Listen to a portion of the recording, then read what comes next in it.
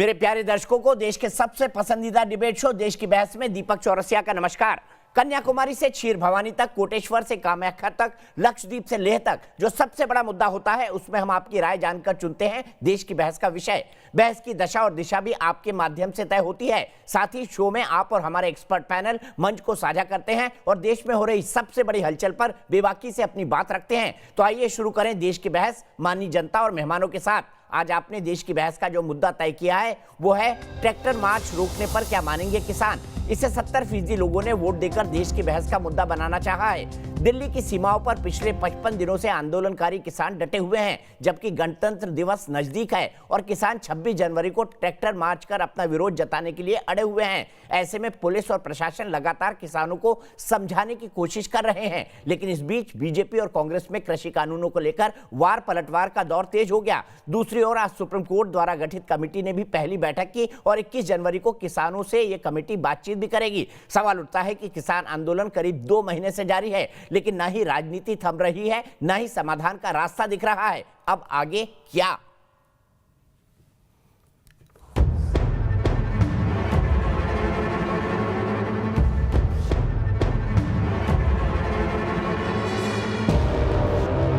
पचपन दिन बीते, केंद्र किसानों की 10 बार बातचीत हुई। सुप्रीम कोर्ट भी सुलह के लिए कोशिश कर रही है। कमेटी ने भी काम शुरू कर दिया है, लेकिन किसान ट्रैक्टर चलाने के लिए अड़े हुए हैं और सुलह की सुबह नहीं आ पा रही है। इसी बीच बीजेपी अध्यक्ष जेपी नड्डा ने कांग्रेस पर तीखा प्रहार करते हुए सीधे राहुल गांधी और कांग्रेस से किसान आंदोलन को हवा देने के लिए सवाल कर डाले हैं। बीजेपी अध्यक्ष जेपी नड्डा ने सवाल किए हैं, किसानों को कब तक गुमराह करेंगे राहुल गांधी? एपीएमसी मंडियों को लेकर झूठ क्यों फैला रहे हैं राहुल गांधी? स्वामीनाथन कमीशन की रिपोर्ट को कांग्रेस ने क्यों रोका? लेकिन जब राहुल गांधी ने प्रेस कॉन्फ्रेंस की तो उन्होंने सवालों का जवाब कुछ इस अंदाज में दिया। क्या ये हिंदुस्तान के प्रोफेसर हैं, टीचर हैं क्या?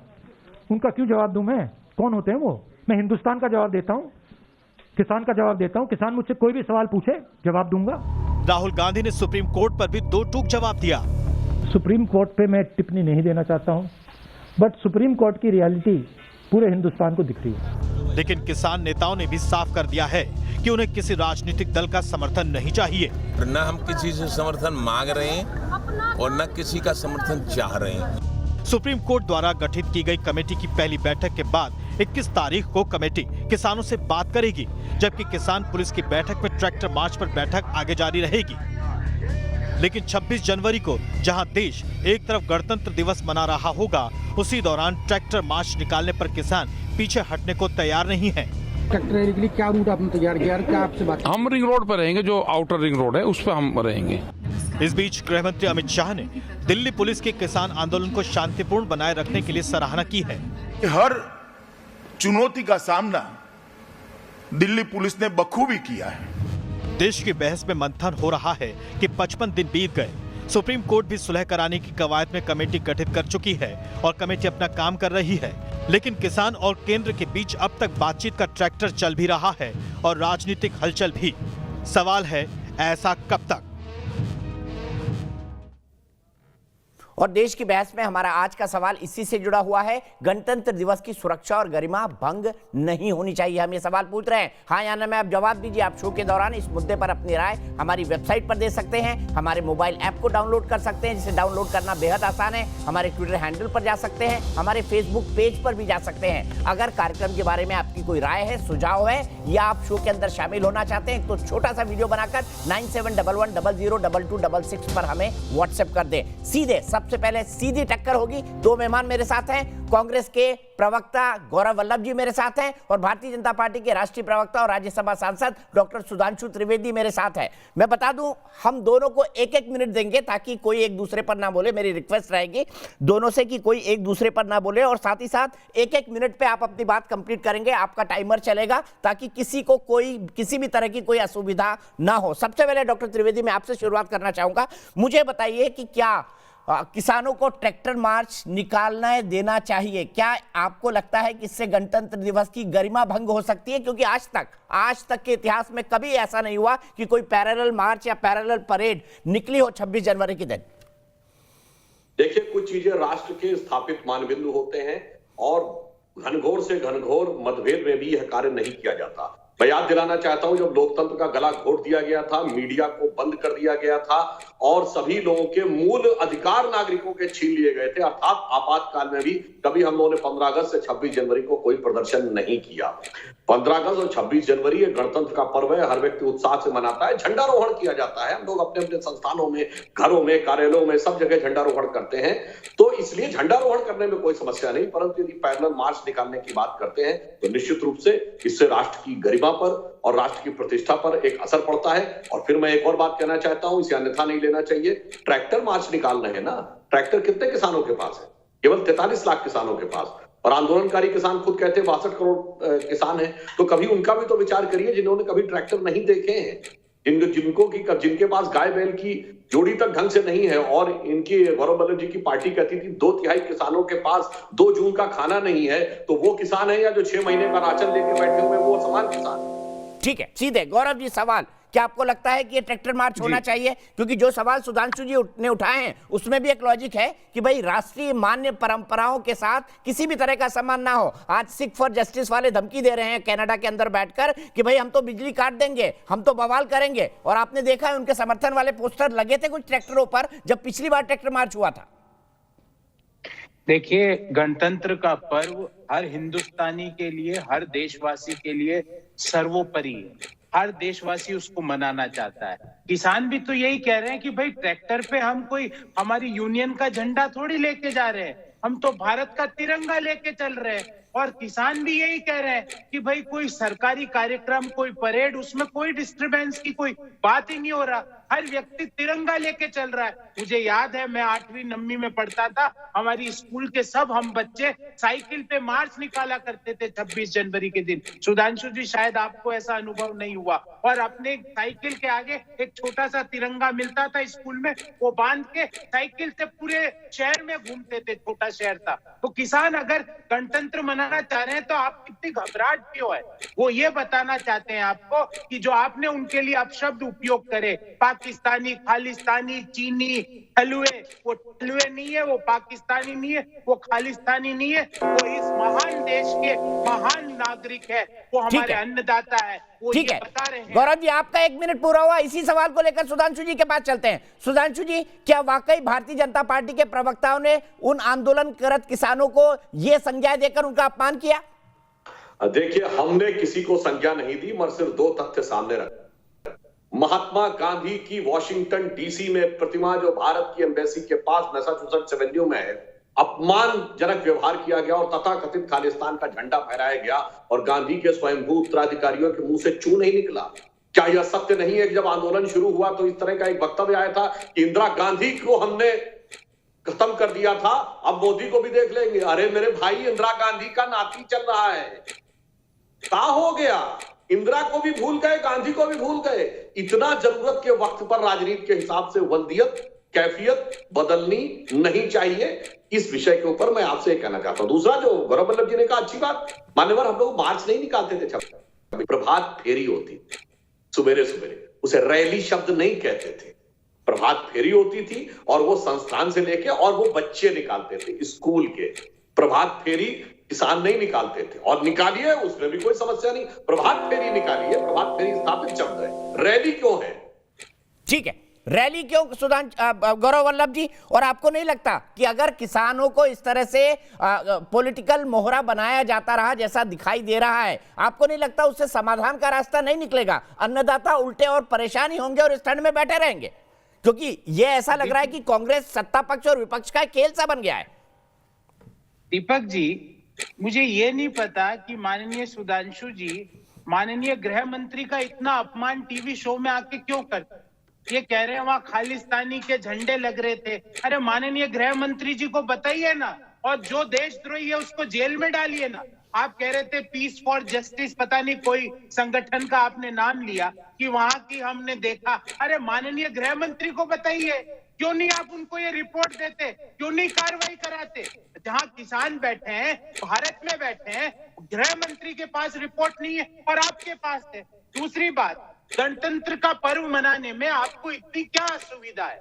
जब किसान अपने हक की मांग के लिए वो 26 जनवरी के दिन अपनी मांग नहीं कर रहा है, वो तो तिरंगा लेके चल रहा है। और बार बार मैंने पूछा कि जब खट्टर जी ने उनको खालिस्तानी बोला तो क्या आपने ट्वीट करके बोला कि खट्टर जी ने गलत किया? क्या नरेंद्र मोदी जी ने बोला? क्या नरेंद्र तोमर जी ने बोला? जब पीयूष गोयल जी ने किसानों को माओवादी बोला तो कोई एक भी बीजेपी के नेता ने उसका खंडन किया? ठीक है, जवाब ले लेते हैं इसका। छोड़िए, किसानों की बात भाई करिए।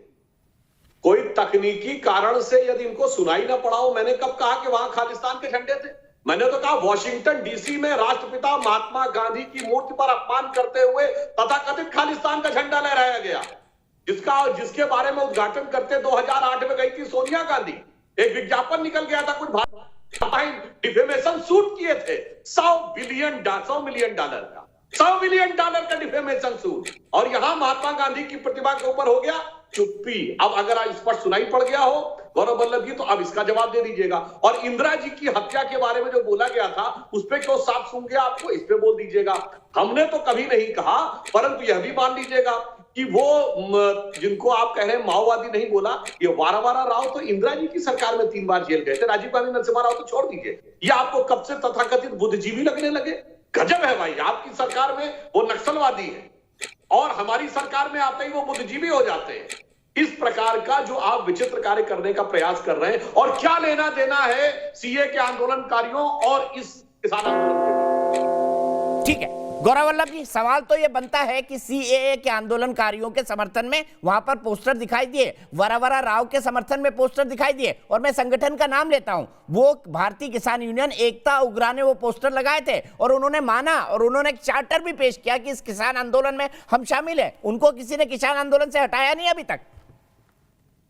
कल दीपक जी, आप, मैं और सुधांशु जी, अपन तीनों चिंगू बॉर्डर चलते हैं और वहां पे अगर आप मुझे एक भी, क्योंकि सुधांशु जी आप जाते नहीं हो ना मेरे निमंत्रण को स्वीकार करते हो ना चलते हो आप वहां पे, आप वहां चलिए और अगर आपको वहां लगे कि ये देशद्रोही है, ये वो खालिस्तानी है, अगर आपको ये लगे कि वो देशद्रोही है तो बताइएगा, आप चलिए ना मेरे साथ कल, तो अब दूध का दूध हो जाएगा, पानी का पानी हो जाएगा। फिर आपने एक सवाल उठाया, आपने ये पूछा कि भाई ये किसानों से आपकी क्या हमदर्दी? मैंने आप सवाल पूछा है विपक्ष को, ये मैं आपसे पूछ रहा हूं कि एमएसपी किसान को मिल जाए तो उसमें आपको क्या खराबी लग रही? आप एमएसपी को लीगल राइट क्यों नहीं देना चाहते? टेक्निकली बताइए ना कि लीगल राइट देने से सरकार को ये घाटा हो जाएगा, अर्थव्यवस्था को ये घाटा हो जाएगा। बताइए ना कि एक लॉ के अंदर एमएसपी का लीगल राइट क्यों नहीं लिखा जा सकता? और सुधांशु जी, एक भी ऐसे कानून का नाम बता दीजिए जो पारित होने के 2 महीने के अंदर 18 संशोधन के लिए सरकार तैयार हो जाए। आजाद हिंदुस्तान के एक कानून का नाम बताइए जो पारित होने के 2 महीने में 18 संशोधन के लिए सरकार तैयार। गौरव, क्या सुधांशु जी, ये जो पॉइंट उन्होंने उठाया कि 18 संशोधन के लिए आप राजी हैं, क्या ये सरकार की कमजोरी है? गौरव वल्लभ जी यही पॉइंट आपसे पूछ रहे हैं। पहले तो मैं कह दूं, मैंने कभी नहीं कहा कि आपकी हमदर्दी क्यों है। और दीपक जी, तीसरे चरण की वार्ता हो गई वॉशिंगटन डीसी में, गांधी जी की प्रतिमा, गांधी की हत्या पे जवाब नहीं आया, समझ में आ गया जरूरत के वक्त अपना बाप तक बदल लेना पड़ता है।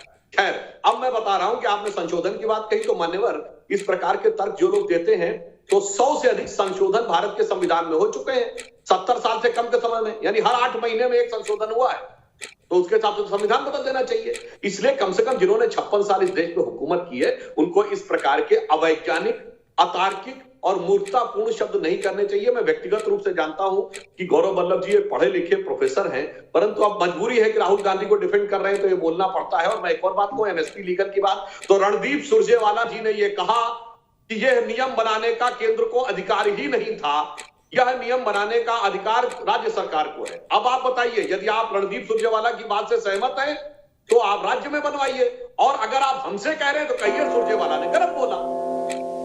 जवाब गौरव वल्लभ जी। जी दीपक जी, पंजाब सरकार ने जो उनकी असेंबली है उसमें पारित करके कानून बना के उसको भेज दिया राज्यपाल को महामहिम उसको क्यों नहीं साइन करके भेज देते सुधांशु जी? महामहिम को एक फोन लगवाइए ना गृह मंत्रालय से कि भाई पंजाब सरकार ने जो असेंबली में कानून पारित किया उसको पास कर दे, तो आपका भी पता चल जाएगा कि आप कितना संघीय ढांचे में विश्वास करते हो, आप कितने स्टेट और यूनियन और कंकरेंट लिस्ट में विश्वास करते हो। और दूसरी बात मैं फिर पूछ रहा हूं, एमएसपी की लीगल गारंटी देने से भारत सरकार को क्या घाटा हो जाएगा, भारत की अर्थव्यवस्था को क्या घाटा हो जाएगा? अब मैं बता देता हूं सुधांशु, भारत सरकार को घाटा नहीं होगा, पर आपके जो दो सूट बूट के दोस्त हैं ना, जिनको आप 25 लाख करोड़ रुपए की खेती देना चाहते हो, वो औने पौने दामों में किसान की फसल नहीं खरीद पाएंगे, ये घाटा हो जाएगा। क्योंकि मैंने आपसे बार बार पूछा कि एमएसपी की लीगल राइट देने में क्या तकलीफ। और तीसरी बात, आपने संविधान का उदाहरण दिया, 18 संशोधन 2 महीने में। भाई दीपक जी, अगर 1 मिनट के बाद, ठीक है, 1 मिनट के बाद गौरव जी रुकना पड़ेगा। आप दूसरा पॉइंट बाद में ले सकते हैं, लेकिन मैं सीधे चलूंगा। मेरे शो का फॉर्मेट आपको पता है। हरनेक सिंह जी फिरोजपुर से एक दर्शक मेरे साथ जुड़े हुए हैं। हरनेक सिंह जी, आप दोनों की बहस सुन रहे हैं, क्या कहेंगे? आपको क्या लगता है, क्या आंदोलन वाकई सही है और ट्रैक्टर मार्च होना चाहिए 26 तारीख को? देखिए, जब ये इस ट्रैक्टर मार्च की बात हो रही है तो ट्रैक्टर मार्च में किसान बोल रहे हैं कि 26 जनवरी एक विशेष दिन है, ऐतिहासिक दिन है। हमारे यहाँ एक नारा दिया जाता है, जय जवान जय किसान। हम लोग समझते हैं कि जय जवान भी जय किसान के बाद आता है, क्योंकि किसान पैदा करता है तो जवान वो खाना खा के देश की रक्षा करता। तो जब देश का जवान परेड कर रहा है 26 जनवरी को, तो किसान को हक क्यों नहीं है कि वो भी उस दिन अपनी परेड करे?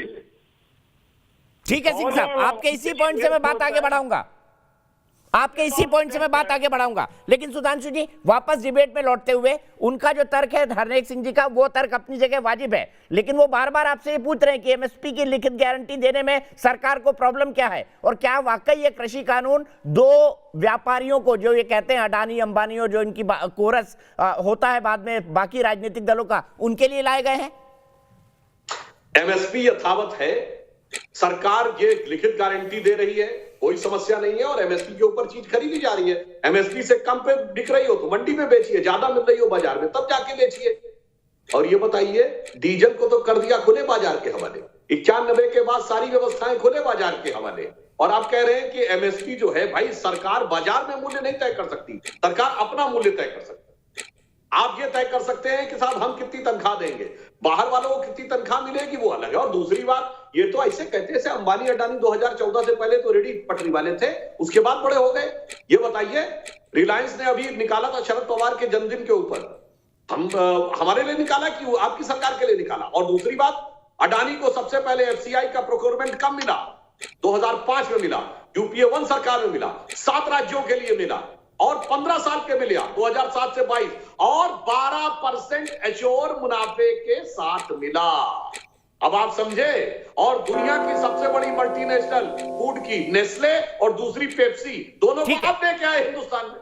ठीक है गौरव जी, मेरा सीधा सवाल, वाकई एक लॉजिकल सवाल है कि आप अडानी अंबानी सूट बूट की सरकार, आप भी कोई भी राजनीतिक नारा लगा सकते हैं, इसमें किसी को कोई दिक्कत नहीं है, लेकिन यह भी हकीकत है कि अडानी अंबानी, ये तो कई सालों की प्रक्रिया के बाद अडानी अंबानी बने हैं ना, उसमें कांग्रेस सरकारों की ओपनिंग अप इकोनॉमी का भी रोल रहा, बाकी चीजों का भी रोल रहा। मेरा सीधा सवाल यह है कि पॉलिटिकल जार्गन के लिए क्या यह कहना कि देश की खेती को सिर्फ 2 उद्योगपतियों के हाथ में बेच दिया जाएगा, क्या यह देश इतना कमजोर है? दीपक जी, आपने बहुत वाजिब सवाल पूछा। दीपक जी, मुझे ये बताइए, कोरोना के दौरान अर्थव्यवस्था की जीडीपी जब -23.9% से Q1 में गिरी, -7.5% से Q2 में गिरी, उस दौरान जिन 2 सज्जनों का आपने नाम लिया, उनकी पर्सनल वेल्थ 25% से कैसे बढ़ जाती है?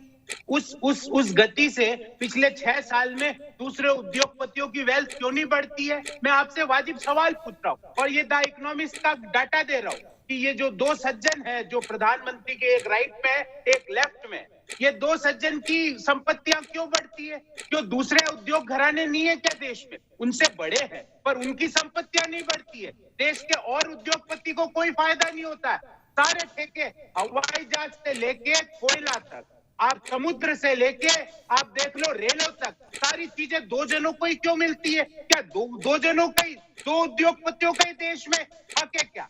हवाई अड्डा मिलता है तो अडानी को मिलता है, अगर रेलें चलती है तो अडानी चलाता है, अगर समुद्र में अगर शिपिंग कॉर्पोरेशन तो अडानी खरीदता क्यों भाई? सुधांशु जी, मेरा बड़ा सीधा सवाल है भाई, अडानी अंबानी की वेल्थ बढ़ गई मार्केट से, तो गौरव जी कह रहे हैं कि क्यों बढ़ गई, कैसे बढ़ गई? गौरव भाई, आप भी अर्थशास्त्र के प्रोफेसर हैं, आप भी जानते हैं इकोनॉमिक्स में वेल्थ कैसे बढ़ती है और कैसे घटती है। मैं उस पर नहीं जाऊंगा, लेकिन मेरा यहाँ पर लॉजिकल सवाल जो आपसे ये है वो ये है कि भाई क्या ये वाकई सही है कि अडानी आपके राइट हैं और अंबानी आपके लेफ्ट? क्या ऐसे ही सरकार चलती है, मोदी सरकार? बता रहा हूं, क्योंकि एक राजनीतिक आरोप है। गौरव जी पढ़े लिखे व्यक्ति हैं, फिर मैं कह रहा हूं पता नहीं कैसे आज ही इफेक्ट आ गया है। इस समय सारी व्यवस्थाएं नीचे गई पर टेलीकॉम सेक्टर आगे गया है, क्योंकि वर्क फ्रॉम होम हुआ है सबको। तो जो कंपनियां टेलीकॉम में थी सबको फायदा हुआ है, केवल उन्हीं को नहीं। दूसरी बात, आपने बड़ी बात कही है, अडानी को ड्राई पोर्ट कब मिला था? हमारे जमाने में मिला था क्या आपके जमाने में मिला था? और वो पोर्ट 2014 तक फायदे में चलता रहा और बगल का सरकारी पोर्ट घाटे में चलता रहा गुजरात में। जब हमारी सरकार आई तो सरकारी पोर्ट फायदे में हो गया और अडानी का पोर्ट लॉस में हो गया।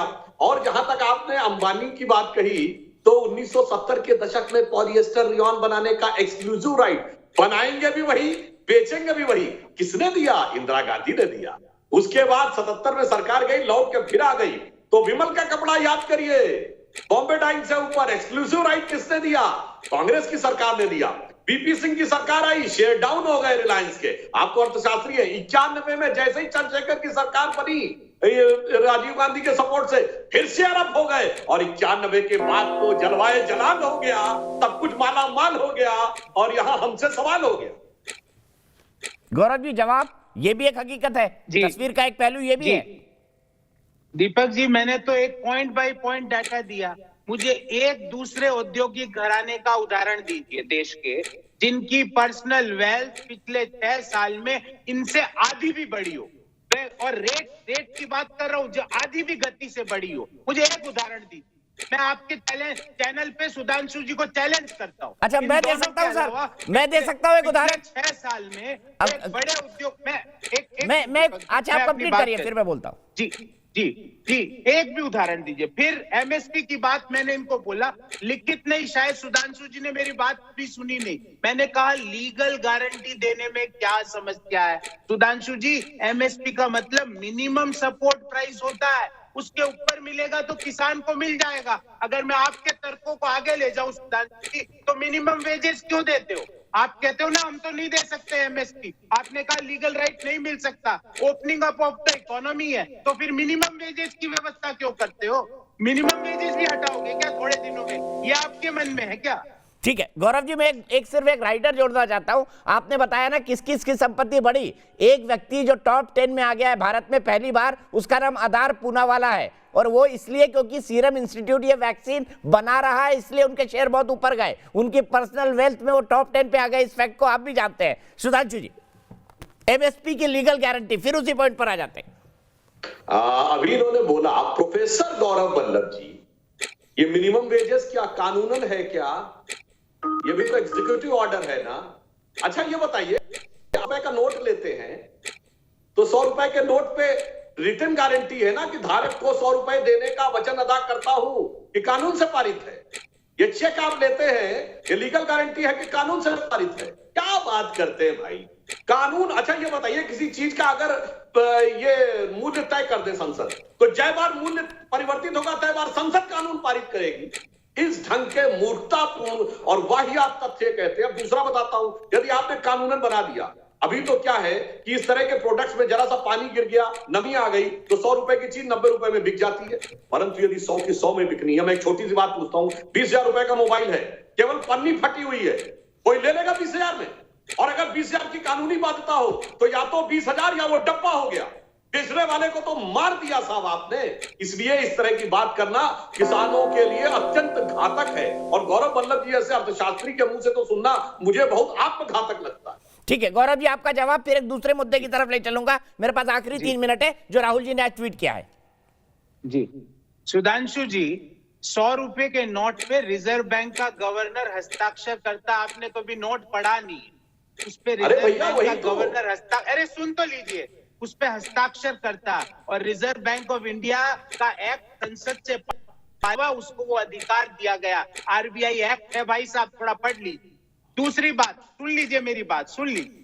फिर आपने कहा कि हम एमएसपी देने से तो सब गड़बड़ा जाएगा, ये कानूनन ये नहीं हो पाएगा मिनिमम सपोर्ट प्राइस देने से। मैं आपको तरीका बताता हूँ। सीएसीपी को, जो commission for agriculture cost and pricing है ना, उसको वैधानिक दर्जा दीजिए। कानून में ये लिखिए कि प्रति में सीएसीपी एमएसपी का डिसाइड करेगी। उस एमएसपी से कम अगर कोई भी आपका दोस्त भी, आपका दाएं बायां वाला, दोनों में से कोई भी खरीदेगा तो भी जेल जाएगा। ऐसी व्यवस्था करिए, ये लिखना पड़ेगा भाई साहब आपको। फिर आपने कहा पन्नी फट जाए, अरे भैया पन्नी फट जाए तो उस पे लिख दीजिए कि जिस मोबाइल की पन्नी फटी हुई होगी उसका दाम 10% कम होगा। आपको सारी चीजें बता दी मैंने। ठीक है, मैं दूसरे मुद्दे की तरफ चलूं, आप जवाब उसमें जोड़ दीजिएगा। आप, ये राहुल गांधी का आज का ट्वीट है। संदर्भ ये है कि इस पर भी राहुल गांधी ने मोदी सरकार पर निशाना साधने की कोशिश की है। राहुल गांधी ने ट्वीट कर सुरक्षा के मुद्दे पर मोदी सरकार को घेरा है।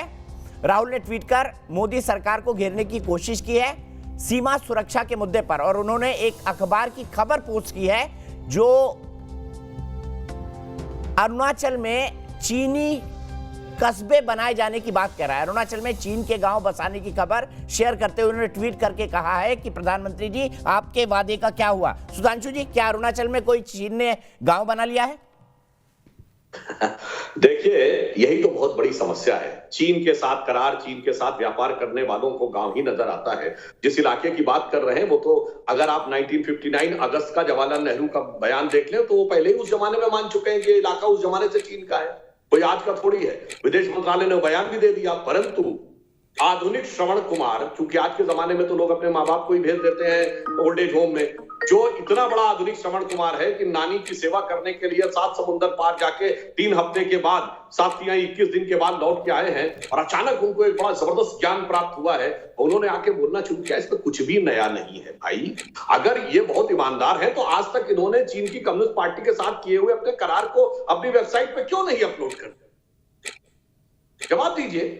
आप इस चीज का कोई जवाब नहीं देते। और आपने अभी जो एमएसपी बोला था, एक लाइन बोल दूं, आपके मुंह से निकल ही गया ना कि आरबीआई पार्लियामेंट एक्ट से है और वो गारंटी देती, वैसे ही एपीएमसी एक्ट से है और वह गारंटी देती है। समझ गए ना? कि अभी आपको कोई असुविधा हुई हो तो फिर भाई राहुल गांधी से पूछ लीजिएगा।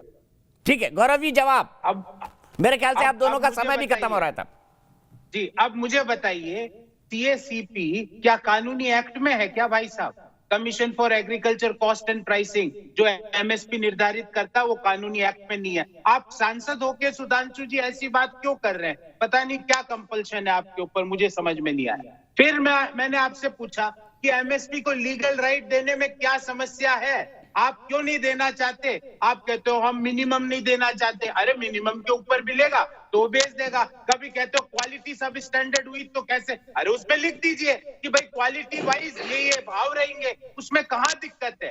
दिक्कत ये है कि आपके मन में कुछ है और आपके दिमाग में कुछ है। आप दिमाग से किसानों को थका के हराना चाहते हो, पर ये हिंदुस्तान के अन्नदाता है भाई साहब। ये ऐसे इतनी जल्दी आपके बहकावे में कुछ नहीं आने वाले। ये अपनी एमएसपी की लीगल गारंटी और इन 3 काले कानूनों को वापस करवा के ही भागेंगे। ये मानेंगे, ये ऐसे नहीं जाने वाले। आपने चीन पे एक भी जवाब नहीं दिया गौरव जी। वापस लिए नहीं। चीन पे बिल्कुल। अब आप ये बताइए, चीन पे दीपक जी, चीन पे 2019 की एक तस्वीर आ रही है और 2020 की एक तस्वीर आ रही है। 19 में वहां कुछ नहीं था, 20 में पूरा गांव बस गया और सुधांशु जी यहाँ भाषण दे रहे। वहां गांव बस गया, सुधांशु जी भाषण दे रहे। अरे 19 और 20 की तस्वीरें अखबारों में आ रही है। 19 पे हमारा अधिग्रहण था, वहाँ चीन के घर नहीं थे। 20 में वहाँ घर बने हुए। आप यहाँ पे कभी बोलते विस्तार पर्यायवादी, ये पर्यायवादी शब्द का ढोंग बंद कीजिए। चीन को आंखों से आंखें मिला के बोलिए कि हे चीन, तेरी हिमाकत कैसे हुई। ये सिनोनियम्स खेलना बंद कीजिए। कभी चीन का नाम लेने से आपको डर लगता है। हम आपके साथ खड़े हैं सुधांशु। ठीक है, चीन की आंखों में 20 सेकंड का जवाब सुधांशु जी, आप हाथ उठा रहे हैं। आपने कितना भी हमसे चंदा लिया, भागो यहाँ से। हाँ देखिए, अब बिल्कुल बताते हैं। अरे चंदा तो आपने लिया चीनी कंपनी से। दूसरा सीएससीपी में बड़ी अच्छी बात याद आ गई। सुनिए, सीएससीपी में बड़ी अच्छी बात याद आ गई। 1 मार्च सन 2011 को सीएससीपी का चेयरमैन कौन बना था? अशोक गुलाटी। मुझे आपकी सरकार में बने और आज वो भाजपाई हो गए। भाई वाह, आपने तब नहीं देखा था कि उनका विचार क्या है। उनकी किताब नहीं पढ़ी थी 2007 में, dragon and the elephant, China और भारत की तुलना में एग्रीकल्चर के मामले में। और तो एक चीज बताइए, बाकी तो मैंने आपसे जो बात कही 1959 का बयान पढ़ लीजिए, पार्लियामेंट की वेबसाइट के ऊपर है कि नेहरू ने कहा था कि ये इलाका जा चुका। और भारत सरकार ने आज स्पष्ट कहा है कि चीन ने अपने इलाके में किया है, हमने भी अपने इलाके में किया है। और आपके तो एके एंटोनी बोल चुके हैं, हम अपने इलाके में कोई इंफ्रास्ट्रक्चर नहीं बनाते। तो वर्षों से स्टेटेड हमारी पॉलिसी है। गजब है भाई। आपने तो द हिंदू में, सुनिए, सितंबर 2009 में रिपोर्ट है कि चूंकि 2 रिपोर्टर ने टाइम्स ऑफ इंडिया में लिख दिया 15 सितंबर 2009 को, तो एफआईआर करवा दी उनके ऊपर। बात करते हैं, जाके देख लीजिए 15 सितंबर 2009 टाइम्स ऑफ इंडिया, जिन्होंने कहा कि चीन के सैनिकों ने आके गोलाबारी की है, वो गोलियां चलाई है, घुसपैठ की है, तो उन पे एफआईआर करवा दी और आके यहां भाषण दे रहे हैं। मेरे साथ लग रहा है गौरव वल्लभ जी नहीं है। अफसोस गौरव जी नहीं है। गौरव जी, आपका जवाब किसी दूसरे दिन। आपका कनेक्शन बहुत ज्यादा कट रहा है। मैं आगे बढ़ूंगा क्योंकि आपको भी जाना है, डॉक्टर सुधांशु त्रिवेदी जी को भी जाना है। मैं अगले पैनल को इंट्रोड्यूस करता हूं जो मेरे साथ जुड़ गया है। नुपुर शर्मा जी बीजेपी के राष्ट्रीय प्रवक्ता मेरे साथ हैं। सुरेंद्र राजपूत जी कांग्रेस के राष्ट्रीय प्रवक्ता मेरे साथ हैं। मेरे साथ कृष्णवीर चौधरी जी हैं जो कि प्रेसिडेंट है भारतीय कृषक समाज के, वो जुड़ गए हैं। लेकिन तीनों मेरे साथ जुड़े। उससे पहले सीधे धीरज शर्मा गाजियाबाद से। धीरज, क्या कहेंगे इस बहस पर? आपको लगता है कि ट्रैक्टर मार्च होना चाहिए 26 तारीख को? दीपक जी, अगर ये ट्रैक्टर मार्च होता है तो ये देश के गणतंत्र दिवस जो मनाया जा रहा है, ये पूरे भारत का गणतंत्र दिवस है। इससे देश की शाख को बट्टा लगेगा। और मैं आपके चैनल के माध्यम से एक सवाल पूछना चाहता हूं कि राहुल गांधी जी जो है प्रेस कॉन्फ्रेंस करते हैं, मुझे तो कभी कभी शक होता है कि राहुल गांधी जी जो है हमारे कांग्रेस पार्टी के राष्ट्रीय अध्यक्ष नहीं है, पाकिस्तान की किसी पार्टी के राष्ट्रीय अध्यक्ष है। जब कभी टुकड़े विभाजन की बात आती है, कभी देश के राफेल की बात आती है, कभी देश के वीर जवानों की बात आती है, वो हमेशा अगेंस्ट में बोलते हैं। उन्हें शर्म आनी चाहिए। कभी किसी मुद्दे पर भी उन्होंने देश के जवानों को, देश के किसानों को, देश के विज्ञानों को कभी सराहना तो नहीं कही। पर अब बोले वाले किसानों का जिस तरीके से वो मिसयूज कर रहे हैं, राजनीति कर रहे हैं, वो ओछी राजनीति है। उन्हें पूरे देश से माफी मांगनी चाहिए। ठीक है, मनजिंदर सिंह सिरसा, आपका व्यक्तिगत विचार है, मैं कोई टिप्पणी नहीं करूंगा। लीडर अकाली दल हमारे साथ जुड़ गए। मैं सीधे चलता हूं यहां से सुरेंद्र सिंह राजपूत जी के पास और सबसे पहले सिरसा जी के पास, फिर मैं चलूंगा नुपुर जी के पास। सिरसा जी, क्या आपको नहीं लगता कि ट्रैक्टर मार्च, आज तक कभी ऐसा नहीं हुआ कि पैरेलल 15 अगस्त या 26 जनवरी को कोई इस तरह का मार्च निकला हो? आप जैसे लोगों को जो समझदार है उनको समझाना चाहिए कि भाई ये ट्रैक्टर मार्च ना हो, बेहतर है देश के लिए। और कुछ लोग बैठ के कनाडा में बोल रहे हैं कि लाइट काट देंगे, बिजली काट देंगे, ये कर देंगे, खालिस्तान का झंडा फहराएंगे। और ये वही लोग हैं जो कृषक कानून का समर्थन कर रहे हैं यूरोप में, फ्रांस में, अमेरिका में, इटली में, सभी जगह।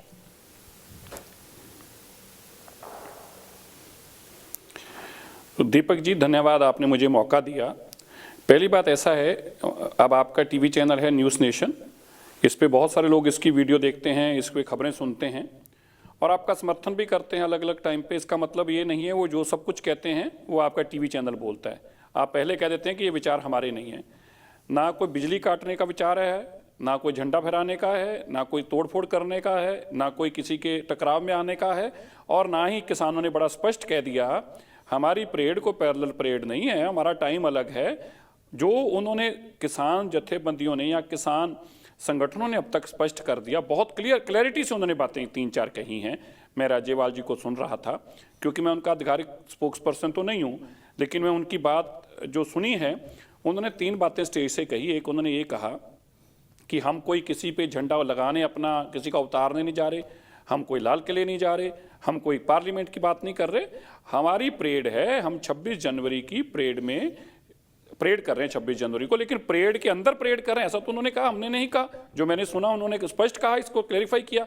और यह भी मैंने सुना उन्होंने जब कहा कि हमारा टाइम भी जो है वो 11 बजे के बाद का है।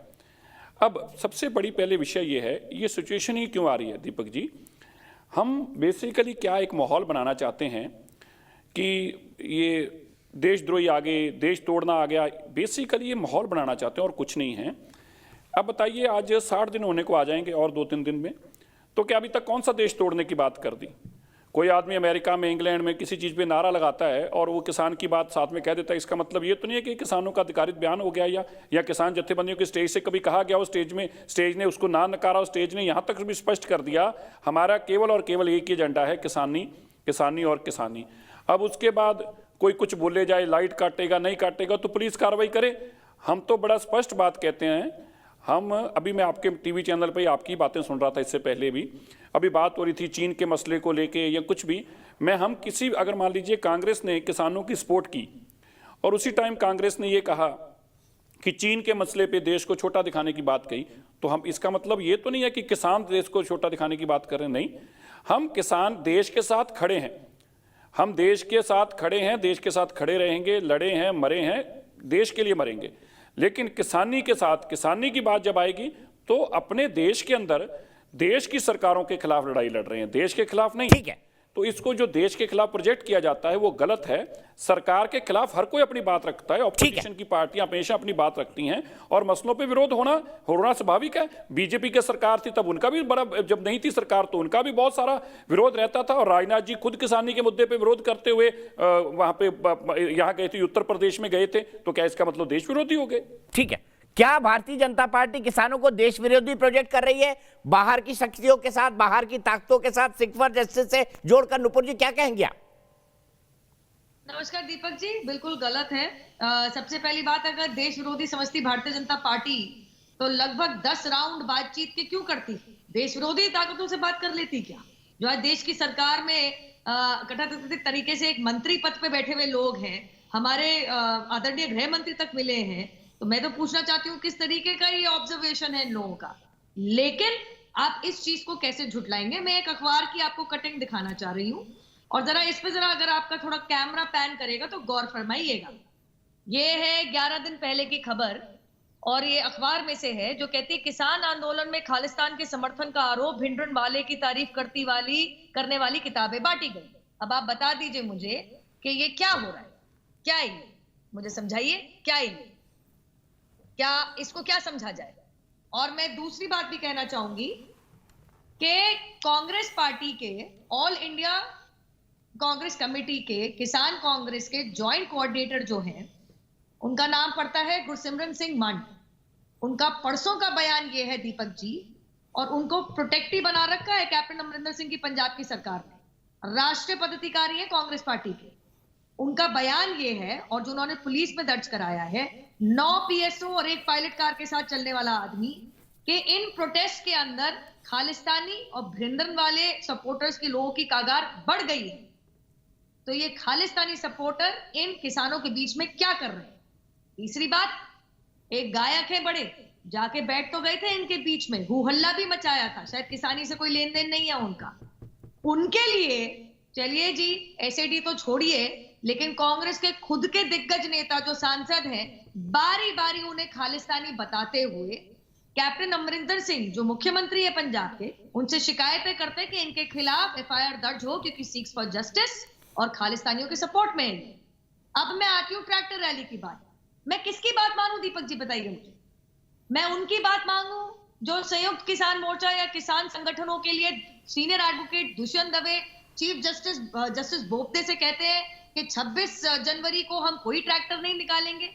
यहां तक कि अगले दिन जो ऑर्डर दिया गया 13 तारीख को, उसमें चीफ जस्टिस ने अपने ऑर्डर में ये बात को नोट किया है। वो जरूर है कि ये भी नोट किया है कि सारे के सारे वकील जो ये किसान संगठनों के तिले खड़े थे, कल बहुत जोर शोर से बहस कर रहे थे, या गायब है। मैं किसकी बात सुन? ठीक है, सुरेंद्र जी से जवाब ले लेते हैं इसका। बात सुरेंद्र जी जवाब। भाई आप ही के नेता कह रहे हैं कि खालिस्तानी और सिख फॉर जस्टिस के समर्थन वाले आ गए हैं। उन्होंने कोट किया आपके दो नेताओं को बकायदा, और रणवीर सिंह बिट्टू ने तो कहा था कि अगर किसानों की बातें नहीं सुनी गई तो लाशें बिछा देंगे। मेरी चैनल पे कहा था। देखिए दीपक भाई, रणवीर सिंह बिट्टू जी के बयान पर तो मेरी आपकी बात हो चुकी है, मैंने आपसे बताया भी था और उन्होंने भी अपने आप को क्लेरिफाई कर दिया था। शहीद परिवार के बेटे हैं और उस दिन काफ़ी बात हो गई थी, लगातार उसको दोहराने से फायदा नहीं। अब मैं आपको आ जाता हूं कि ये देखिए, ये है कांग्रेस, ये कांग्रेस है और ये कांग्रेस के नेता हैं, आप समझिए जाकर के, जिनके लिए देश सर्वोपरि है, सबसे बड़ा है। अगर कहीं कोई अराजक तत्व किसी आंदोलन में आते हैं तो ये हमारी जिम्मेवारी है, हम उनको सरकार को बताते हैं और सरकार को बता करके कहते हैं कि इन अराजक तत्वों को अलग कीजिए, तो उसमें कौन सी बड़ी बात है। जैसे अभी सिरसा साहब ने बड़ी अच्छी बात कही कि आप ही के चैनल पर क्या आप सारी बातों को ओन करते हैं, जितने लोग बोलते हैं? नहीं करते ना, आप अपनी बात को ओन करते हैं, आप अपने चैनल की बात को ओन करते हैं। दीपक भाई, सच बात आ जाता है बोलने पे, आपको भी पता है, तो उसको निकालने का काम जितना मेरी भी उतनी रिस्पॉन्सिबिलिटी। अगर आप कोई बात यहाँ पर आरोप लगा रहे हैं उसके लिए मैं लायबल हूं कोर्ट ऑफ लॉ में सर, उसके लिए मैं लायबल हूं कोर्ट ऑफ लॉ में। अगर मेरे फोरम का इस्तेमाल करके कोई भी बात कहता है और मैं उसका प्रसारण करता हूं, मैं उसके लिए कानूनी तौर पर जिम्मेदार हूं, भले से मैं डिस्क्लेमर चला दूं। अगर आप कानूनी तौर पर जिम्मेवार हैं तो इससे पहले एक दर्शक ने कहा कि राहुल गांधी किसी पाकिस्तानी पार्टी के अध्यक्ष हैं, मैं उसके ऊपर मुकदमा कर रहा हूं और आपके ऊपर भी मुकदमा करूंगा। बिल्कुल कर दीजिए, स्वतंत्र हैं, पूरी तरीके से कह रहा हूं मैं, स्वतंत्र हैं, बिल्कुल करिए सर। एड्रेस दीजिएगा, आपको कानूनी व्यवस्था बता रहा हूं, मूल रूप से उसमें वो बनाऊंगा। सुनिए, अभी बात सुन लीजिए पहले। देखिए, विषयांतर मत कीजिए। आप बड़े प्रस्तोता हैं, आपके सामने बड़े बड़े लोग नहीं बोल पाते, मैं तो छोटा सा आदमी। आप समझिए बात को। दूसरी बात आप ये देखिए कि इस बात के लिए तो कांग्रेस की तारीफ होनी चाहिए कि अगर आंदोलन में कहीं कोई गड़बड़ आदमी है तो उसको निकालने का काम, उसको देखने का काम पुलिस का है, सरकार का है। लेकिन सरकार क्या कर रही है? सरकार आंदोलनकारी नेताओं को एनआईए की चिट्ठी भेज रही है और एनआईए का समन भेज रही है। आज तक एनआईए का समन उस सुपारी संपादक को भेजा जिस सुपारी संपादक की वजह से आज पाकिस्तान की स्थिति मजबूत हो गई बालाकोट की स्ट्राइक में। आज तक ये किया सरकार ने? सरकार को शर्म नहीं आती है कि वो जो 2000 पन्ने की चैट है उसमें उस सुपारी संपादक ने जिसके नाम लिए हैं उन सारे नामों का खुलासा हो और वो सुपारी मेरे चैनल पे आप किसी दूसरे संपादक का जिक्र क्यों कर रहे हैं सुरेन जी? फांसी तक की सजा मिले। मेरे चैनल पर दूसरे चैनल का जिक्र क्यों कर रहे हैं? छोड़िए ना सर, जो करेगा वो भरेगा। संपादक कहा और मैंने कहा कि 40 नेताओं के ऊपर कांग्रेस, सुन लीजिए, किसानों के 40 नेताओं के ऊपर एनआईए का सम्मन जा रहा है दीपक भाई, उस सुपारी संपादक के ऊपर नहीं जा रहा। ये रिश्ता क्या कहलाता है? ये भाजपा बताएगी? ये कौन सा रिश्ता? नूपुर जी जवाब दे रही है। भारतीय जनता पार्टी के जीजा लगते हैं वो, फूफा लगते हैं वो, या चाचा लगते हैं वो? ये तो बताए वो देशद्रोही आदमी भारतीय जनता पार्टी का क्या लगता है? जवाब तो सुन लीजिए सुरेन जी, जवाब तो सुन लीजिए चाहती है। क्विकली नूपुर जी 40 सेकंड में। जिस दिन ये बता देंगे कि बरखा दत्त इनकी क्या लगती थी कि राडिया टेप्स के अंदर वो सरकार बना रही थी, जिस दिन ये बता देंगे इन्होंने क्या एक्शन लिया बरखा दत्त के ऊपर, आ गए आप उसी बात पर। बिल्कुल, राडिया टेप में क्या कर रही थी? यानी आप शिखंडी के रूप में रखते हैं। अरड़ो गलत है, अरड़ो के गलत को आप बरखा दत्त और राडिया टेप से कर रहे हैं। अरे सर प्लीज, मेरे चैनल पे दूसरे चैनल वालों के नाम क्यों डिस्कस हो रहे हैं? माफ कीजिएगा, मैं दोनों को रोक रहा हूँ यहाँ पर, मैं दोनों को रोक रहा हूँ। प्लीज सोशल मीडिया पे झगड़ लीजिएगा इस बात को लेकर। मेरे पास और दूसरे मुद्दे हैं बात करने के लिए। मैं सीधे रोहित जाखड़ जी के पास चलता हूँ। रोहित जाखड़ जी, मुझे बताइए आप कि क्या ट्रैक्टर मार्च को किसानों को रोकना नहीं चाहिए नेशनल इंटरेस्ट में? ये मेरा एक मन था, जो सवाल मैंने आपसे पूछ लिया। राष्ट्रीय अस्मिता को कहीं भी ठेस पहुंचाने के लिए नहीं है। किसान का ट्रैक्टर मार्च किसानों को संगठित तौर पर देश के प्रति समर्पण का है। मेरा कहना आपसे केवल इतना है कि किसान ने कभी भी राष्ट्रवादिता को पिछले पायदान पे नहीं रखा। सर, इस पे किसी को कोई डाउट नहीं है। सर, इस पे किसी को कोई डाउट नहीं है, इस पर किसी को कोई डाउट नहीं है। पर जो डेट तय की गई है, सवाल उसको लेकर है। आप वो 25 को कर लें, 27 को कर लें, 21 को कर लें, 28 को कर लें, किसी को किसान की देशभक्ति पर कोई संदेह नहीं है। 26 तारीख एक प्रतीक होता है, मैं इसीलिए सवाल पूछ रहा हूं आपसे। दीपक भाई, मैं आपसे इसी चीज की अपेक्षा कर रहा था। आप Indian institute of mass communication के छात्र रहे हैं और आपसे पारदर्शी पत्रकारिता की पिछले बहुत बड़े दशक से हम आपकी पारदर्शी पत्रकारिता के मुरीद रहे हैं। और आपने जो आज बात कही उसके लिए मैं आपको दिल से धन्यवाद करता हूं। 26 जनवरी की जो बात है वो पूर्ण रूप से ये है कि 11 बजे के बाद हमारा ट्रैक्टर मार्च चलेगा और अभी कल हमारी संयुक्त मोर्चा की पुनः बैठक है। आज दिल्ली पुलिस ने जो हमें परमिशन देना रूट वैकल्पिक दिया है उसके विषय पर कल संयुक्त मोर्चा बैठक करके और पुनः आपके समक्ष अपनी कार्य योजना को प्रस्तुत करेगा। चलिए, तो बहुत अच्छी बात है रोहित जी, बहुत अच्छी बात है। मैं नहीं चाहता कि अन्नदाता का किसी भी तरह का कोई टकराव हमारे जवानों के साथ हो, क्योंकि जवान एक है, किसान एक है, दोनों एक है। कृष्णवीर जी, क्या कहेंगे आप 26 के ट्रैक्टर मार्च के बारे में? दीपक जी, देखिए 26 जनवरी जो गणतंत्र दिवस है ये देश का सबसे बड़ा पर्व है। देश की सेना का शौर्य और पराक्रम दिखाने के लिए पूरी दुनिया को एक ऐसा उत्सव है जिसमें भारत की अपनी सैन्य ताकत पूरी तरह दुनिया के सामने प्रदर्शित की जाती है। ये बहुत बड़ी बात है। और जवान और किसान अलग अलग नहीं है, हमारे ही बच्चे हैं। अन्नदाता देश की सेवा करता है, बच्चे देश की सेवा करते हैं। अन्नदाता में कहीं कोई सवाल नहीं उठाया जा सकता, लेकिन यदि कोई ऐसा असामाजिक तत्व जो ऐसे मौके की तलाश में होते हैं, मेरा कहना यह है, आपने सही कहा, एक दिन पहले कर लें, एक दिन बाद कर लें, बात आपने से ऐसा रूट तय कर लें जिससे कहीं भी आम जनता का कोई उससे संबंध ना हो, वो एक अलग बात है। अभी कहा कि हमारा संयुक्त उसका जो बात हो रही, देखिए जिस तरीके का उदाहरण सबके सामने है, जो हरियाणा के मुख्यमंत्री की सभा को किस तरह से किया गया, किस तरीके से बातचीत वीडियो सामने आई। अब मैं कहूँगा तो फिर बुरी लगेगी। आखिर क्या वजह है कि हरियाणा की सरकार गिराने के लिए वीपी हाउस के अंदर वो सब जो है पैसे का लेन देन किया गया और उस पैसे के दम पर वहाँ तोड़ फोड़ की गई। ये हिंसा किसी के किसानों के हित में नहीं है, ये देश के हित में नहीं है। ये शर्मनाक बात है हम लोगों के लिए, लेकिन क्या करें, ऐसा हो जाता है, सामने हो रहा है।